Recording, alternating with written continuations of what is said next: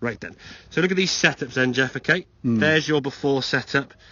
There's your after, okay? You can see on the left-hand one, it looks like you're putting. You're very sort of stiff, rigid arms and stuff, which is fine for when you're playing a very short, dead type shot, because that putting setup, as I say, it tends to encourage a toey strike, a wristless swing, which again takes power off the shot. So hitting a shot 10 yards or 15 yards will be fine. When you have to go 20, 30 yards, it just wasn't really a technique that was going to work that often, because the way you try to hit the ball harder was going to be very sort of out of control and not so easy to make sort of a good contact at any point in time, okay? So we want to try and create a nice angle now with the arms and the club, as you can see you've got. Again, nice little spine angle in over the golf ball, okay? If the back feels okay there, great. If you want to help the back a little bit, you can just soften those knees a little bit more. Be careful to go too far, because then you'll lose space for your hands to actually sort of go, they'll be like way out, and you get that stretching again, okay?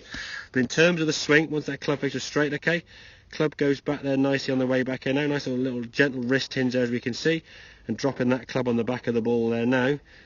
Nice strike of the ball. Now this feels stabby to you, okay? The swing's just not that long, okay? The club's still swinging past the golf ball.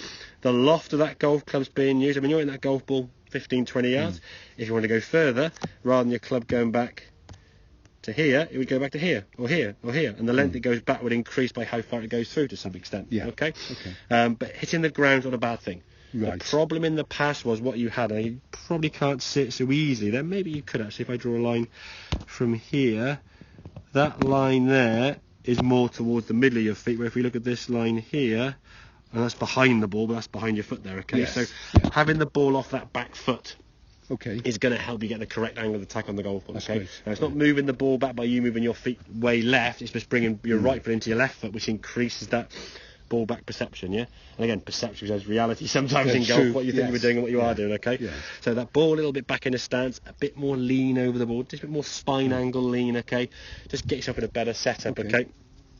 To get yourself striking the ball better, okay? If it's very rigid, inconsistent ball position, unless the lie's perfect and you get a really good method, it's going to be a bad shot. Say 2 of those 3 things have got to be good. The lie, hit and miss. The setup you shouldn't really get wrong because you've got time to get it and so on.